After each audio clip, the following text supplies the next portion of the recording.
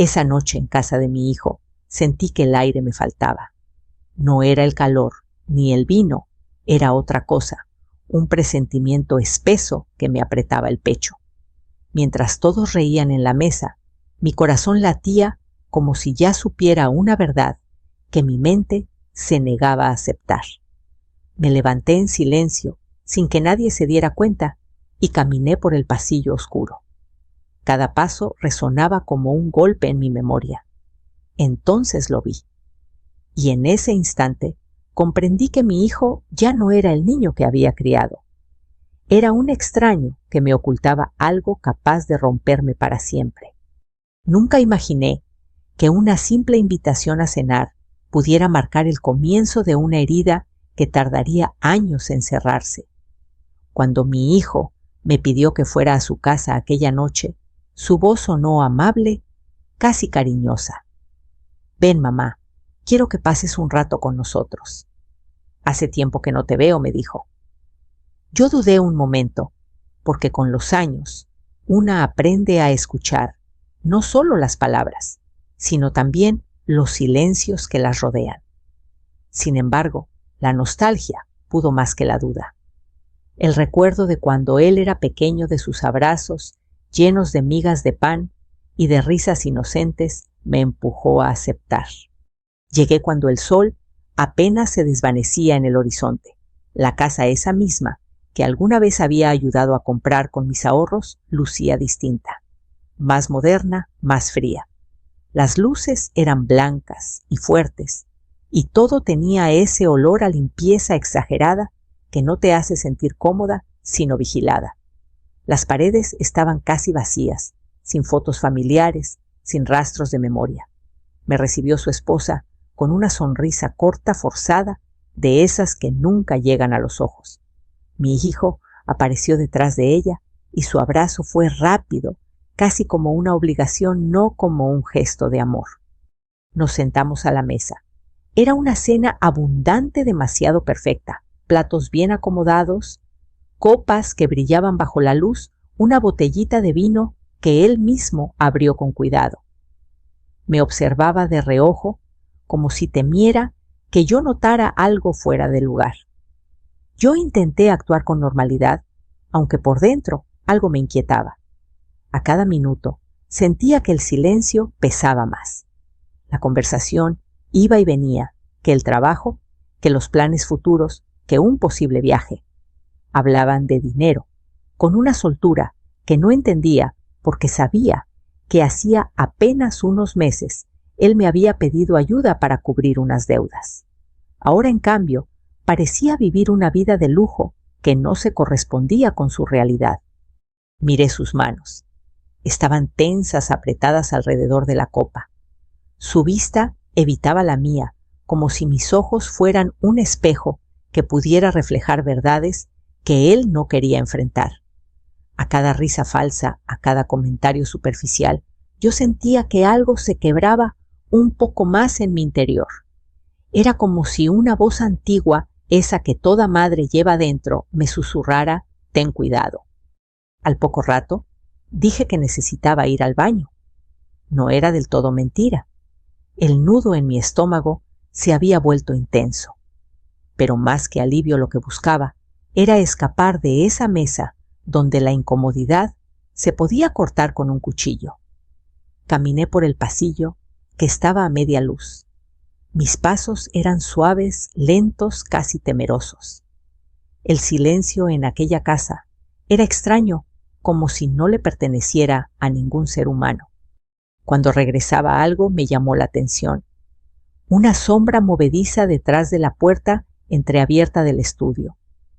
Mi hijo estaba allí solo, inclinado sobre una mesa, hojeando papeles con prisa. Cerró una gaveta al escuchar el más mínimo ruido. Me quedé paralizada, conteniendo la respiración. Durante un segundo eterno, nuestras miradas se cruzaron. En sus ojos vi algo que nunca había visto antes: miedo y culpa, mezclados en una expresión que me heló la piel. Mamá dijo fingiendo tranquilidad: «Pensé que estabas en el baño». Asentí sin responder, como si algo me hubiera robado la voz. Él sonrió, pero esa sonrisa no tenía calor. Era rígida, distante. Salí de allí con el corazón latiendo tan fuerte que casi podía escucharlo en mis oídos. Regresé a la mesa y me senté en silencio sin poder probar bocado. A partir de ese momento, cada minuto se volvió una eternidad. La cena continuó como si nada hubiera pasado, como si no hubiera descubierto aquella sombra en su mirada.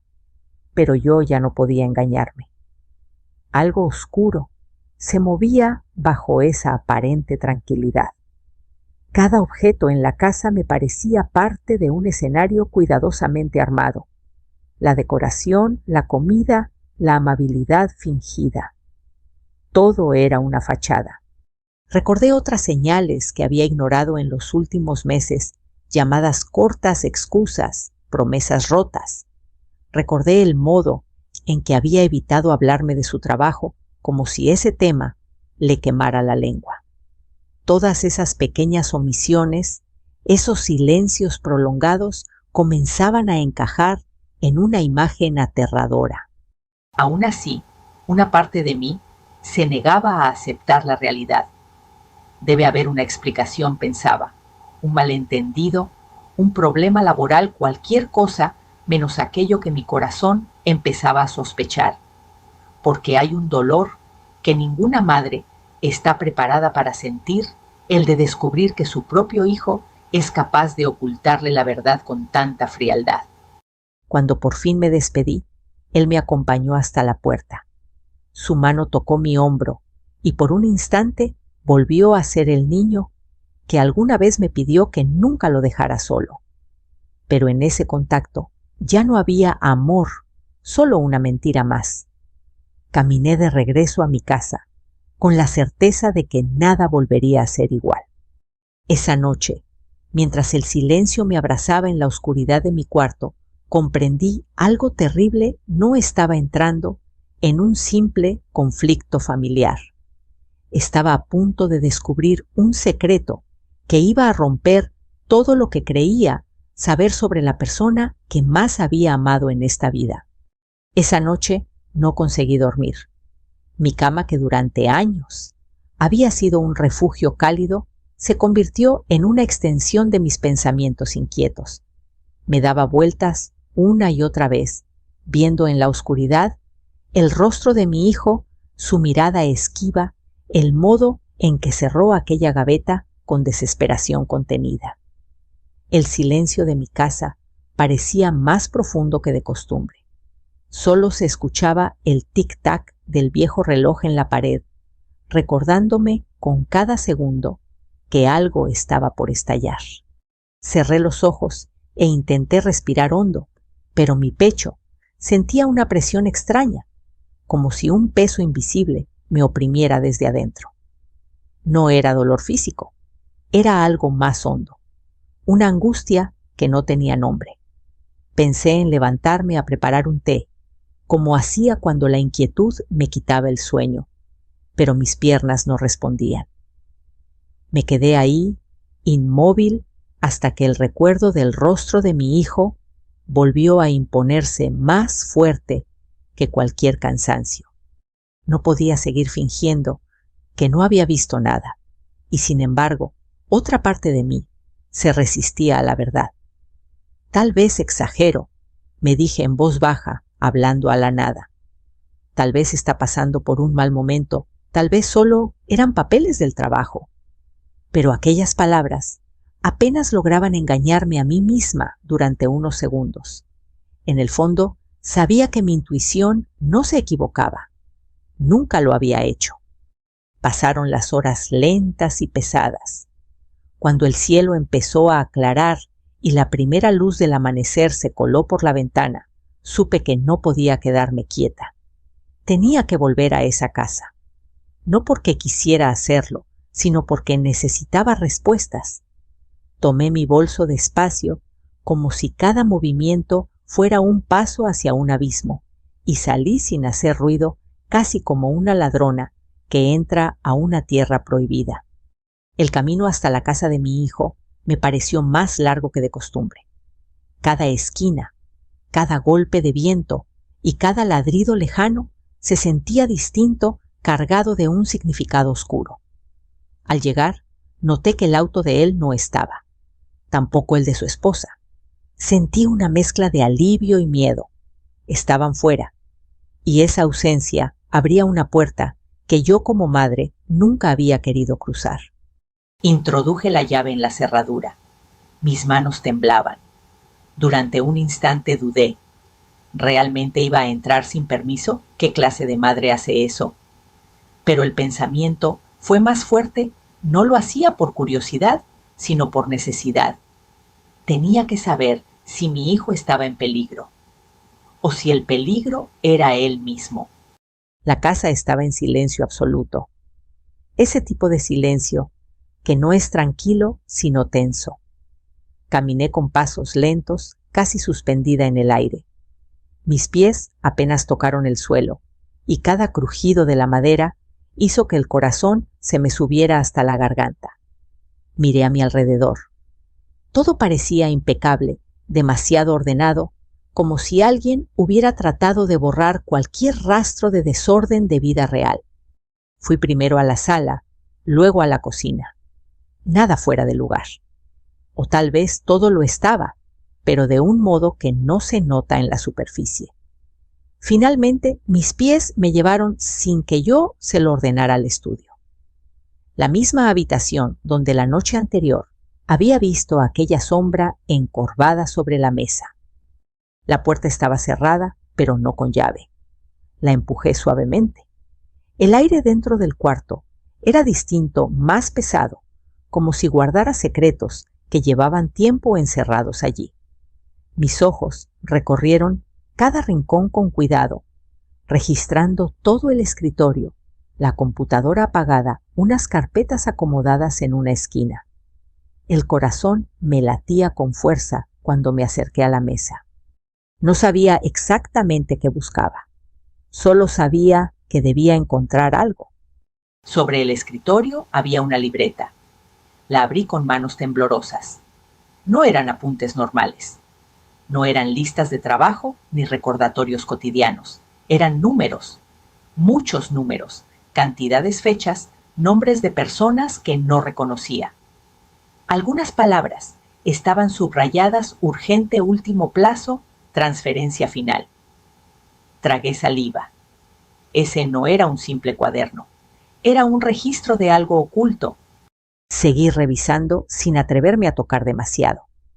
En un cajón medio escondido bajo unos papeles viejos, encontré sobres con logotipos de bancos que no conocía. Algunos estaban abiertos, otros rotos con desesperación. Uno de ellos tenía una frase escrita a mano: si no pagas antes del viernes, ya sabes lo que pasará. No había firma, no había nombre. Solo esa amenaza muda que parecía atravesar el papel y clavarse en mi piel. Un escalofrío me recorrió de pies a cabeza. Cerré los ojos un segundo, como si así pudiera borrar todo. Pero cuando los abrí, lo que estaba allí seguía intacto. La realidad no desaparece por mucho que la evitemos. En ese momento escuché un leve sonido en el ascensor del edificio. Alguien subía. Mi cuerpo se tensó de inmediato. Podían ser ellos. Podía ser mi hijo regresando y encontrándome allí, revisando lo que jamás quiso mostrarme. Miré alrededor, buscando dónde esconderme, hacia dónde huir, pero no tenía tiempo para hacerlo. Me quedé inmóvil, aguantando la respiración. Los pasos se escucharon en el pasillo. Se detuvieron frente a la puerta del apartamento. Luego el sonido inconfundible de las llaves. Mi mente se nubló. No ahora, por favor. Pensé casi suplicando en silencio. Pero en ese preciso instante, el ruido se alejó de nuevo. Eran pasos de un vecino. No eran ellos. El peligro inmediato pasó, pero dejó tras de sí un miedo más profundo. Sabía que no podía quedarme más tiempo. Guardé mentalmente cada detalle que había visto. No me llevé nada. No moví nada del lugar. Solo memoricé la verdad pieza por pieza, como un rompecabezas roto. Salí del estudio, cerré la puerta con cuidado y caminé de regreso hacia la entrada. Antes de irme, una última cosa llamó mi atención. Sobre una repisa había una fotografía vieja. Era yo más joven, abrazando a mi hijo cuando él tenía 5 o 6 años. Sonreíamos, éramos felices. Esa imagen en ese lugar parecía un acto cruel, una burla. Tomé la foto un instante, sentí el borde desgastado con los dedos y la volví a dejar donde estaba. No era el momento para aferrarme al pasado. Cerré la puerta detrás de mí con suavidad. Cuando estuve en la calle, respiré hondo. El mundo seguía su curso. La gente caminaba, los autos pasaban el cielo, era azul como cualquier otro día. Pero para mí todo había cambiado. Ya no era solo una madre preocupada. Ahora conocía una parte de la verdad, y esa verdad apuntaba en una sola dirección. Mi hijo estaba metido en algo peligroso. Algo que tarde o temprano también me alcanzaría a mí. Y mientras caminaba de regreso a mi hogar, comprendí que el silencio de una madre puede ser más poderoso que cualquier grito. Yo no había dicho una sola palabra, pero dentro de mí algo comenzaba a despertarse. Durante el camino de regreso a mi casa, las imágenes del estudio de mi hijo no dejaban de repetirse en mi mente. Las hojas llenas de números, los sobres rotos, la amenaza escrita a mano. Todo parecía una mala película, una de esas historias que solo les ocurren a otros. Sin embargo, la realidad me golpeaba con cada paso que daba sobre la banqueta. Aquello no era ficción, era mi vida. Y el protagonista de ese drama oscuro era el mismo niño que yo había enseñado a caminar. Al llegar, cerré la puerta con doble llave. Sentí la necesidad de protegerme, aunque aún no entendía del todo contra qué debía protegerme. Me senté en la mesa de la cocina, la misma donde tantas veces partí pan para mi hijo, la misma donde le limpié las lágrimas cuando se caía de la bicicleta. Todo en esa cocina hablaba de años de amor, de sacrificios, de noches sin dormir, de comidas compartidas. Y ahora, sin embargo, el silencio pesaba más que cualquier recuerdo. No podía mantenerme quieta. La inquietud era como un fuego lento que me recorría el cuerpo. Pensé en volver a la casa de mi hijo, otra vez revisar con más detalle, llevarme alguna prueba. Pero algo dentro de mí, esa voz prudente que me había acompañado toda la vida, me detuvo. Si él descubría que yo había tocado algo, podría eliminar cualquier rastro.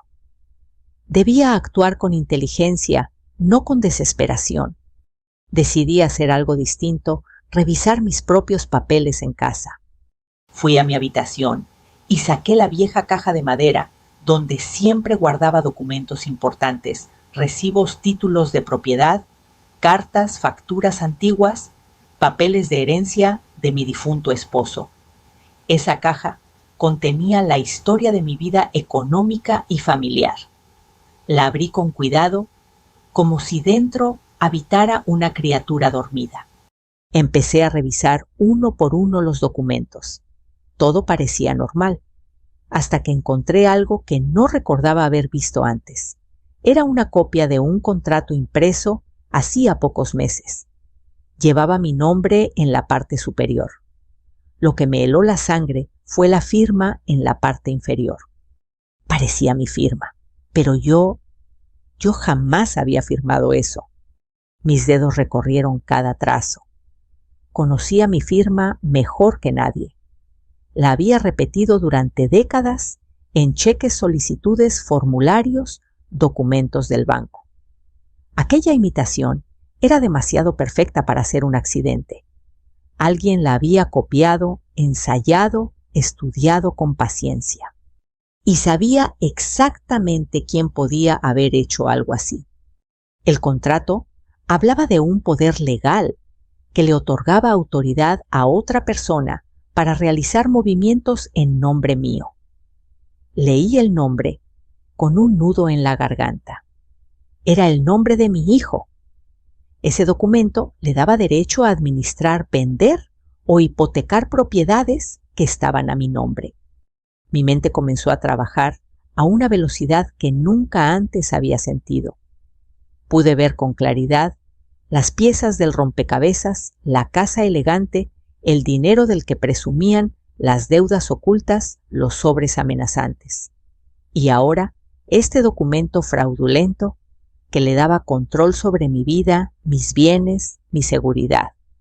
No era solo mentira, era un delito. Un sudor frío me recorrió la espalda. Me apoyé en la pared para no caer. ¿Hasta dónde estás dispuesto a llegar, hijo mío?, murmuré en voz baja, con una mezcla de dolor y asombro. Porque una cosa es mentir, otra es endeudarse, pero falsificar la identidad de tu propia madre. Eso cruzaba una línea que yo jamás imaginé que él sería capaz de traspasar. Pasé las siguientes horas revisando cada rincón de esa caja. Encontré más irregularidades pagos, que yo no recordaba haber hecho transferencias, que jamás autoricé notificaciones de movimientos bancarios, que por alguna razón no habían llegado antes a mis manos. Todo apuntaba a lo mismo. Alguien había estado manipulando mis cuentas usando mi nombre como una puerta abierta. Y ese alguien era mi propio hijo. Me senté de nuevo a la mesa, con una pila de papeles frente a mí, como si estuviera observando el expediente de un desconocido. Pero no lo era. Era la prueba en papel de la traición más profunda que una madre puede experimentar. Sentí como mis manos comenzaban a temblar, primero de rabia, luego de tristeza, luego de una decepción que iba más allá de las palabras. Recordé su rostro de niño cuando corría hacia mí después de la escuela. Recordé sus manos pequeñas, envolviendo las mías, confiando en que yo siempre estaría ahí, para protegerlo. ¿En qué momento se había perdido ese niño? ¿Cuál fue el punto exacto donde el amor se transformó en interés y el respeto en simple conveniencia? Quise llorar, gritar, llamarlo por teléfono y exigir explicaciones, pero no hice nada de eso. Por primera vez en toda mi vida, dentro de mí, nació una calma extraña. No una calma de resignación, sino una calma peligrosa, lúcida, consciente. La calma de quien deja de ser víctima para convertirse en testigo. Comprendí que la verdad no debía ser confrontada con lágrimas, sino con inteligencia. Tomé una hoja en blanco y empecé a anotar todo lo que recordaba de la noche anterior y de lo que había visto en su estudio, las palabras, los números, los nombres, las amenazas. Escribí con letra firme, ordenada. Cada línea se convirtió en un acto de afirmación. No estaba loca, no estaba imaginando cosas. La realidad estaba ahí clara frente a mí. Y también anoté otra cosa, una frase que surgió de lo más profundo de mi ser. Mi hijo me ha mentido, pero todavía no sabe que su mayor error fue subestimarme. Porque si había algo que aprendí a lo largo de la vida, era esto: los papeles no mienten. Los documentos no sienten lástima, no se dejan engañar por besos en la frente ni por palabras bonitas. Y en esos papeles estaba escrita una verdad que él no podría borrar tan fácilmente. Cuando terminé de escribir, cerré la libreta con decisión. Afuera comenzaba a oscurecer. El día había sido largo, demasiado largo. Sin embargo, yo sentía que apenas estaba comenzando algo mucho más grande. La mujer asustada ya no era la misma. Y aunque el dolor era profundo, una nueva fuerza empezaba a levantarse en mi interior, silenciosa, decidida. Si mi hijo había elegido el camino de la mentira, yo recorrería el de la verdad hasta el final. Aquella madrugada apenas dormí. No porque el sueño me huyera, sino porque mi mente no podía apartarse de los documentos que había encontrado. Cada línea parecía latir, cada firma falsa era una herida abierta. Sin embargo, en medio de ese dolor, algo inesperado empezó a surgir claridad. La claridad no llegó como un relámpago, sino como una brasa que crece en la oscuridad. Comprendí que llorar no cambiaría nada. Confrontarlo sin pruebas sería inútil. Tenía que actuar con cabeza fría, con paciencia, con la misma disciplina que mi madre me enseñó cuando me decía: mira, escucha, espera. Luego, cuando actúes, que sea con certeza. Al amanecer, preparé café. El olor familiar llenó la cocina y por un instante me devolvió a una normalidad que ya no existía. Tomé la taza con ambas manos buscando en el calor un ancla. Abrí mi libreta y releí las notas que había escrito. Todo estaba ahí, fechas, nombres, números, movimientos extraños. Pero necesitaba algo más que recuerdos. Necesitaba respaldo. Necesitaba testigos. Necesitaba una mente fría tan acostumbrada a leer verdades ocultas como la mía empezaba a hacerlo. Pensé en Elena, una amiga que trabajó toda su vida como abogada. No éramos íntimas, pero había en ella una honestidad que siempre respeté. Llamarla fue una decisión difícil. ¿Cómo explicarle que sospechaba de mi propio hijo sin que la voz se me quebrara? Aún así, marqué su número. «Elena». «Soy yo», dije intentando que sonara normal. «Necesito hablar contigo, algo serio». Hubo un silencio breve, luego su voz se volvió suave, atenta. «Dime, ¿qué pasa?» No le conté todo, solo lo imprescindible que había encontrado documentos con mi firma que yo no había firmado, que temía un uso indebido de mis bienes. No mencioné nombres al principio. Quería escuchar su reacción sin contaminarla con mis emociones. «Tienes que protegerte», dijo con firmeza. «Nadie puede usar tu nombre sin tu consentimiento. Si lo están haciendo, es un delito. Reúne todo lo que tengas. Fotos, copias, fechas, cualquier detalle. Yo te ayudo a ordenar eso, pero debes ser muy cuidadosa. Quien te está haciendo esto podría intentar borrarlo todo».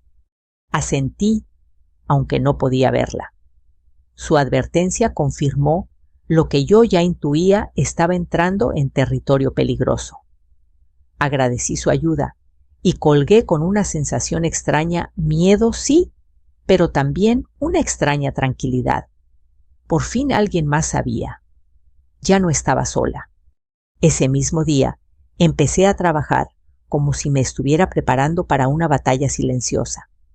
Tomé cada documento sospechoso y lo fotografié con mi antiguo celular. Luego los guardé en un sobre especial lejos de miradas curiosas. Empecé a revisar mis cuentas en el banco una por una. Descubrí movimientos que jamás recordaba haber autorizado: retiros pequeños, transferencias, encadenadas, depósitos extraños. Todo ocurría en fechas en las que yo había estado en casa tranquila, ajena a cualquier trámite. Una parte de mí se sorprendía de no haberlo notado antes. Otra parte entendía el por qué había confiado demasiado. La confianza, entendí entonces, puede ser un regalo o una ceguera. Yo la ofrecí con amor. Alguien la usó como una herramienta. Durante las llamadas siguientes, con Elena, fui reuniendo las piezas. Ella me ayudó a comprender el alcance legal de lo que estaba sucediendo. Habló de delitos de falsificación, de abuso de confianza. Palabras que jamás pensé pronunciar cuando se trataba de mi propio hijo. Y sin embargo, allí estaban. «No quiero venganza», le dije un día. «Solo quiero que todo pare, que vuelva la paz». «La paz no siempre llega». «Sin poner límites», respondió. «Y a veces el mayor acto de amor es no permitir más daño». Sus palabras se quedaron conmigo. Entonces tomé una decisión que cambiaría el rumbo de todo empecé a planear en silencio. No para destruirlo, sino para protegerme. Pedí citas en el banco sin que nadie lo supiera. Moví algunos ahorros a otra cuenta segura que solo yo podía tocar. Reuní pruebas. Sellé, sobresnumeré fotografías, como si organizara un archivo secreto. Cada pequeña acción era un acto de recuperación de mi dignidad, de mi control de mi vida. Y mientras tanto, seguí actuando como siempre cuando hablaba con él. Si me llamaba, yo respondía con mi tono de madre cariñosa. Le preguntaba por su salud, por su trabajo, por su esposa. Él, relajado por mi aparente normalidad, bajaba la guardia. No sospechaba nada. Creía que yo estaba ciega. Y quizás ese fue su error más grande. Una tarde, me pidió que fuera a tomar café con ellos. Acepté.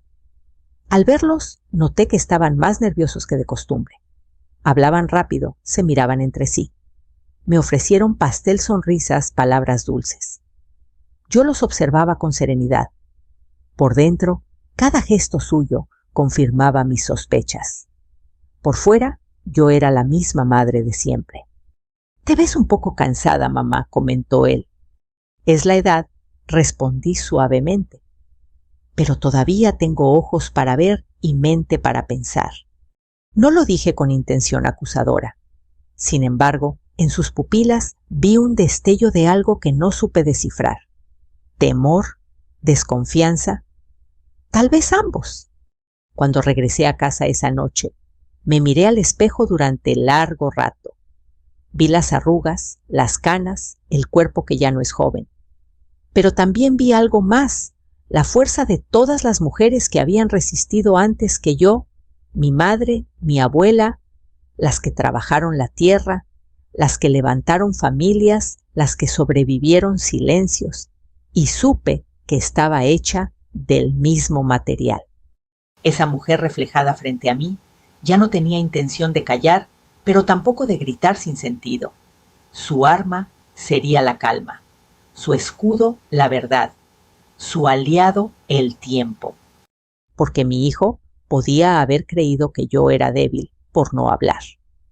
Pero no entendía lo más importante: el silencio de una madre no siempre es resignación. A veces es estrategia. A veces es el lugar donde se gesta la decisión más poderosa de todas. Yo aún no sabía exactamente cómo terminaría todo. No conocía cada paso que debía dar. Pero una cosa la tenía clara. No volvería a permitir que nadie, ni siquiera mi propio hijo, decidiera quién era yo o lo que merecía. A partir de ese día, comencé a actuar como si mi mundo se estuviera apagando lentamente. No era una actuación grotesca ni exagerada. Era una fragilidad sutil, creíble, casi triste. Dejé de arreglarme. Como antes, caminé más despacio, suspiré más a menudo.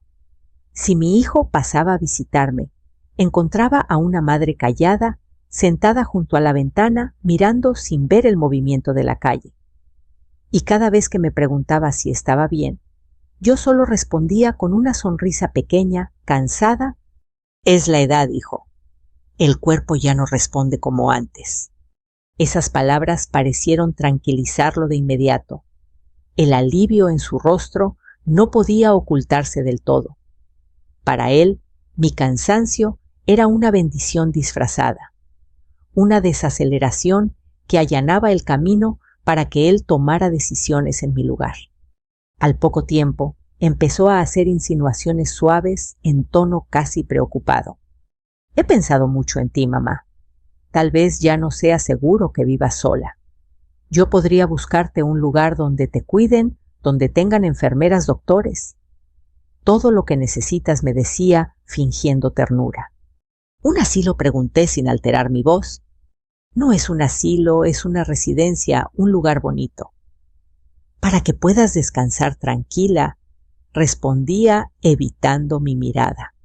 Sentí como esas palabras me atravesaban como agujas finas. No porque temiera envejecer o recibir ayuda.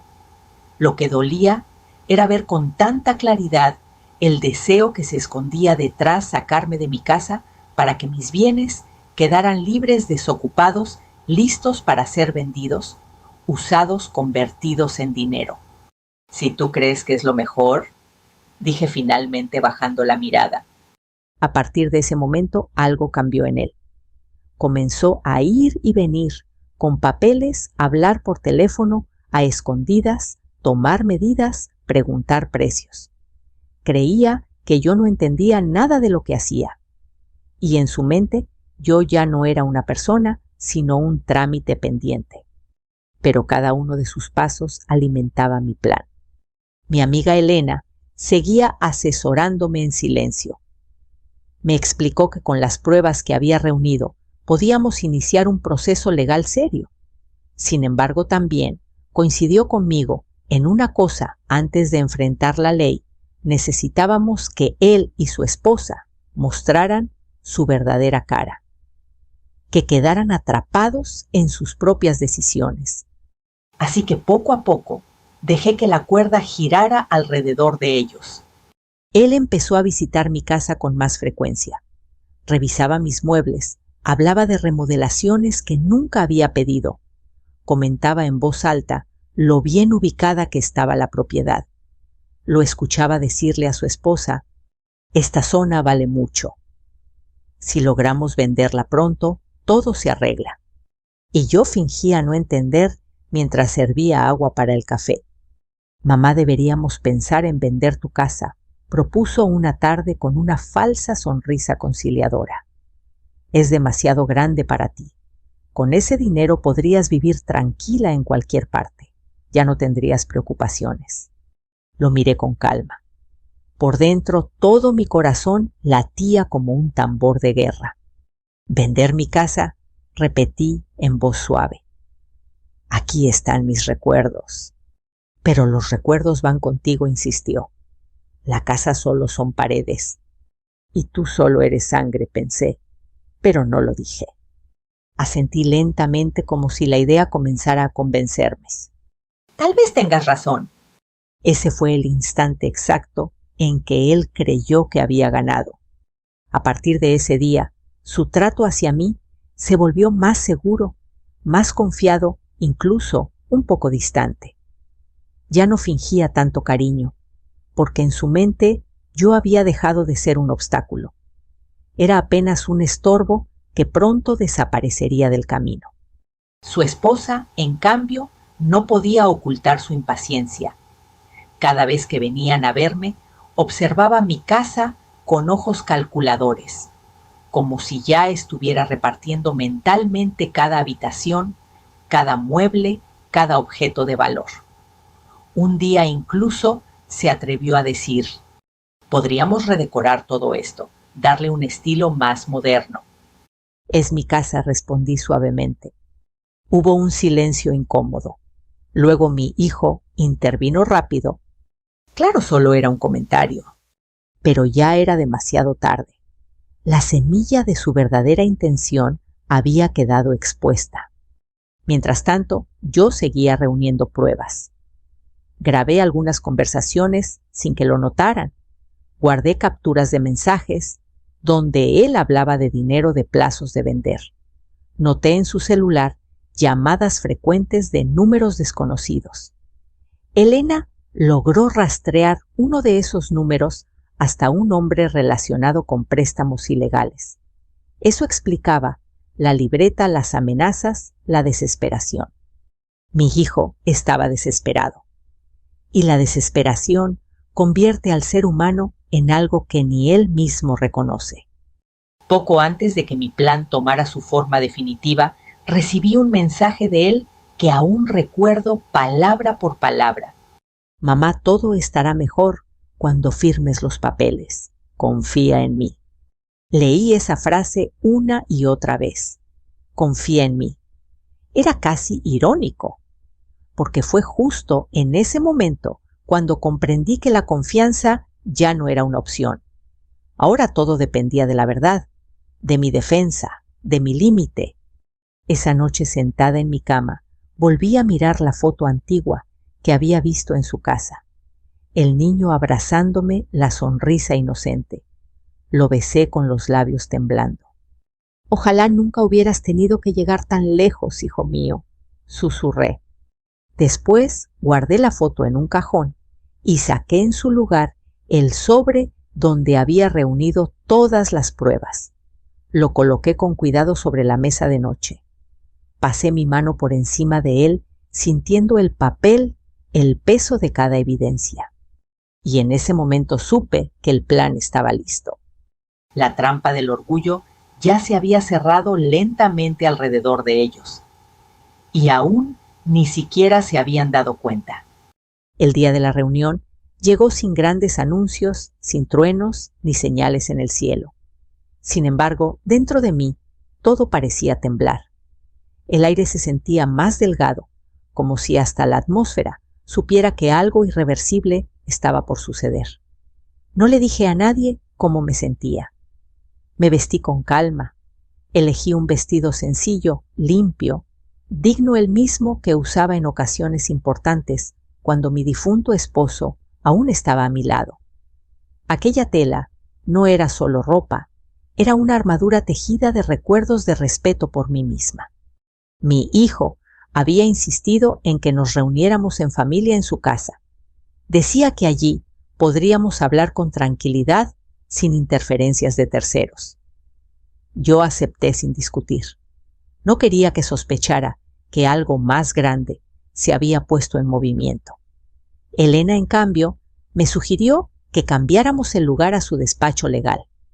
Así todo quedará registrado y estarás protegida, me dijo en voz baja. Yo asentí. Tenía razón. La verdad no debía revelarse en una sala de estar decorada con mentiras, sino en un espacio donde la justicia pudiera sostenerla. Llegué primero. El despacho era sobrio, con muebles de madera oscura, olor a libros y a documentos antiguos. Sobre la mesa principal, Elena había colocado una carpeta gruesa donde estaban ordenadas todas las pruebas, las copias del contrato falso, los movimientos bancarios, las grabaciones de voz, las fotografías de los documentos en su estudio, las amenazas anónimas, incluso la cronología completa de todo lo ocurrido. Verlo allí, tan claro, tan evidente, me produjo una mezcla de alivio y tristeza profunda. Minutos después, escuché pasos en el pasillo. La puerta se abrió y entraron ellos. Mi hijo primero, con una expresión de aparente tranquilidad. Detrás su esposa tensa, con los labios apretados. Ambos intentaron sonreír, pero la rigidez en sus cuerpos delataba su nerviosismo. «Mamá», dijo él, «qué bueno que aceptaste venir. Sé que hemos tenido malentendidos, pero hoy todo se va a arreglar». Lo miré con una serenidad que él no conocía. No había en mis ojos reproche ni ternura, solo una calma inmensa, poderosa. «Eso espero, hijo», respondí en voz baja, «porque hoy por fin todo va a salir a la luz». Elena se levantó de su asiento. Su presencia era firme, imponente, casi maternal también. «Gracias por venir», dijo. «Esta reunión no es un simple encuentro familiar. Estamos aquí para aclarar una serie de irregularidades graves vinculadas al nombre, bienes y documentos de la señora». Mi hijo frunció el ceño confundido.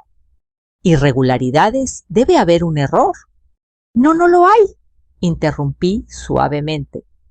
Elena abrió la carpeta.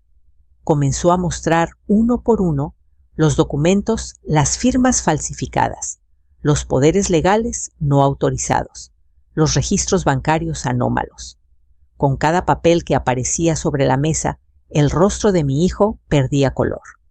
Su esposa dejó de fingir la compostura. Sus manos comenzaron a temblar. «¿Qué significa todo esto?», preguntó él casi en un susurro.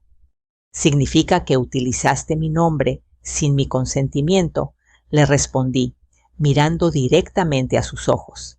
«Significa que intentaste vender mi casa, mover mi dinero, controlar mi vida sin que yo lo supiera. Significa que cruzaste una línea que nunca debiste cruzar. Su esposa dio un paso atrás como si quisiera huir. Eso no es verdad, murmuró. No saben en qué contexto.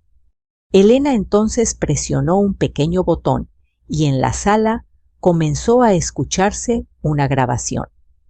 Era la voz de mi hijo clara e inconfundible, hablando de dinero de vender, de resolver todo pronto, de sacarme de la casa. Cada palabra cayó como una piedra en el silencio. «Apágala», gritó él, perdiendo por completo el control. Yo seguí sentada sin moverme, mientras lo observaba desmoronarse frente a mí. No sentía odio, solo una tristeza infinita al ver lo que se había convertido. Entonces la puerta volvió a abrirse. Esta vez no eran más familiares ni abogados. Eran 2 agentes acompañados por un funcionario legal. Elena me miró y asintió casi imperceptiblemente. «Señor», dijo uno de ellos mirando a mi hijo, «queda usted bajo investigación formal por falsificación de documentos, fraude y abuso de identidad». «Y usted también, señora», añadió dirigiéndose a su esposa. Ella comenzó a llorar en silencio. Él se quedó inmóvil, como si todo su cuerpo se hubiese petrificado. «¿Esto lo planeaste tú?», me preguntó con una mezcla indescriptible de rabia y dolor. Le sostuve la mirada. «No, hijo», le respondí con voz tranquila. «Lo planeaste tú mismo. Yo solo dejé de callar». Las palabras quedaron suspendidas en el aire, cargadas de todo lo que nunca nos habíamos dicho. Durante un segundo eterno, lo único que vi frente a mí no fue a un criminal, sino a un niño perdido en sus propios errores, atrapado por decisiones que jamás había imaginado tomar. Pero ese niño ya no era mi responsabilidad. El hombre que tenía frente a mí debía enfrentar las consecuencias. Los agentes tomaron sus datos, se llevaron las carpetas y la sala quedó en un extraño silencio. Mi hijo fue escoltado hasta la puerta sin resistencia, sin palabras.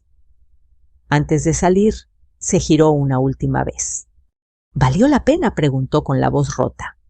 No respondí enseguida. Miré la mesa, los papeles, mis manos envejecidas que durante tantos años trabajaron por él. Lo que valía la pena, le dije finalmente, era la verdad y la dignidad. Y esas, hijo, nunca se negocian. Cuando salieron, sentí que el peso de meses, tal vez años, se desprendía lentamente de mis hombros. No porque me sintiera victoriosa, sino porque por primera vez en mucho tiempo podía respirar sin sentir que alguien me estaba robando el aire. Elena se acercó y puso una mano sobre la mía. «Fuiste valiente», me dijo. Yo cerré los ojos por un segundo. En el fondo de mi corazón no quería ser valiente. Habría preferido seguir siendo solo una madre en paz. Pero la vida no siempre nos da esa opción. A veces la vida nos empuja a convertirnos en algo más, en la guardiana de nuestra propia verdad. Y aquella noche, al salir del despacho y sentir el viento fresco sobre mi rostro, supe que ya nada tendría poder sobre mí de nuevo. Los días que siguieron a aquella noche fueron extrañamente silenciosos. No hubo llamadas, tampoco visitas inesperadas, ni mensajes desesperados pidiendo explicaciones. La casa volvió a llenarse con el eco tranquilo de mis propios pasos, con el sonido humilde de mi respiración acompasada mientras barría el patio o ponía a hervir agua para el café. Por primera vez en mucho tiempo, el silencio ya no me asustaba. Era un silencio distinto, un silencio honesto. Supe por Elena que el proceso legal avanzaría despacio, como suelen hacerlo las cosas importantes. Habló de investigaciones de declaraciones de fechas futuras en un juzgado. Yo asentía sin demasiado interés en los detalles. Ya había hecho lo que debía. El resto no estaba en mis manos, y aceptar eso también era una forma de sanar. Mi hijo ya no me pertenecía como antes. Tampoco yo le pertenecía a él. Durante varias noches me senté en el mismo sillón junto a la ventana donde solía esperarlo cuando era niño. Afuera, el mundo seguía girando sin saber nada de mi historia. Los vecinos caminaban con bolsas del mercado, los niños corrían tras una pelota, los perros ladraban a lo lejos. La vida continuaba indiferente como siempre. Y sin embargo, dentro de mí existía un antes y un después que no podía ignorar. Pensaba mucho en su infancia, en cómo lo cargaba cuando tenía fiebre, en las veces que dormía con su cabeza sobre mi pecho, en su respiración tibia, profunda, confiada. Pensaba en la primera vez que dijo mamá, en sus dibujos torcidos, pegados en la nevera, en sus sueños de ser protagonista de algo grande. Tal vez ahí estuvo la raíz de toda su necesidad de grandeza, de demostrar, de tener más que todos. Y tal vez yo no supe enseñarle que la grandeza verdadera no nace del dinero, sino del respeto. Esa idea me atravesó con la delicadeza de una verdad dolorosa. Como madre, también tuve culpas. Nadie nos enseña a criar seres humanos completos. Amamos como sabemos, protegemos como podemos, y a veces, sin querer, sembramos semillas que más tarde se convierten en espinas. Comprenderlo no justificaba sus actos, pero me permitía mirarlos sin odio. Una tarde, mientras limpiaba un cajón antiguo, encontré una pequeña cadena de plata. Se la había regalado cuando cumplió 10 años. Recuerdo haberle dicho que la protegiera, que algún día entendería su valor. La sostuve entre mis dedos, sintiendo el frío del metal en la piel. Pensé en tirarla, en desprenderme de aquel recuerdo, pero algo dentro de mí lo impidió. No por él, sino por mí. Porque esa cadena no representaba su traición. Representaba todo el amor que le di antes de perderlo en el camino. Volví a colocarla en su lugar y sentí una paz suave acomodarse en mi pecho. Con el paso de las semanas, decidí hacer algo que en otro tiempo jamás me habría atrevido a imaginar. Vendí la casa. No porque me la hubieran querido quitar, sino porque ya no la sentía como mía. Las paredes guardaban demasiadas voces, demasiadas memorias cruzadas entre la alegría y la mentira. Necesitaba un nuevo comienzo, un espacio que no estuviera manchado por la desconfianza. Me mudé a un lugar pequeño, sencillo, lleno de luz. Desde la ventana se veía un jardín comunitario donde ancianas como yo regaban flores con manos arrugadas pero felices. Por primera vez en años me sentía parte del mundo nuevamente. Nadie sabía mi historia. Nadie me veía como víctima ni como madre de un criminal. Solo era una mujer más, con dignidad tranquila en sus pasos cortos. Con una parte del dinero que obtuve, decidí hacer algo que nacía directamente de esta experiencia, crear un pequeño fondo para ayudar a personas mayores que estuvieran siendo manipuladas por sus propias familias. Personas que, como yo, habían confiado demasiado. Personas que creían que el amor siempre justifica el abuso. Fui a hablar con una asociación local y, sin decir mi nombre completo, ofrecí apoyar a quien lo necesitara. No era una venganza, era una reparación. Cada cheque que firmaba para ayudar a otros me limpiaba un poco más por dentro. Me devolvía la sensación de control que me habían querido arrebatar.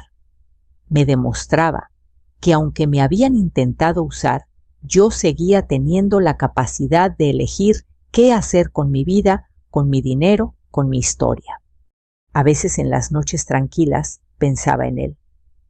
Me preguntaba si en medio del proceso que enfrentaba habría comprendido la gravedad de sus actos. Me preguntaba si dentro de su celda interna todavía existía un rastro del niño que amé. Pero no me permitía quedarme demasiado en esas preguntas. la nostalgia mal administrada también puede convertirse en prisión. Aprendí que perdonar no siempre significa volver a abrir la puerta. A veces perdonar es simplemente dejar de cargar la piedra del rencor a cuestas.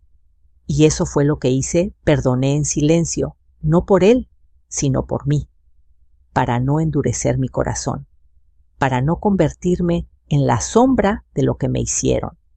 Una mañana salí al jardín con una pequeña regadera azul que había comprado en el mercado. Había una planta marchita junto al muro. Sin saber por qué, decidí cuidarla. Día tras día le añadí un poco de agua, un poco de luz, un poco de paciencia. Pasaron las semanas y un capullo tímido apareció entre las hojas secas. Lo miré abrirse lentamente, como si fuera un milagro pequeño personal. Y comprendí. A pesar de todo, yo también estaba volviendo a florecer. Hoy sentada en este nuevo hogar sin lujos ni apariencias, pero lleno de verdad, sé que sobreviví a algo que pudo haberme destruido.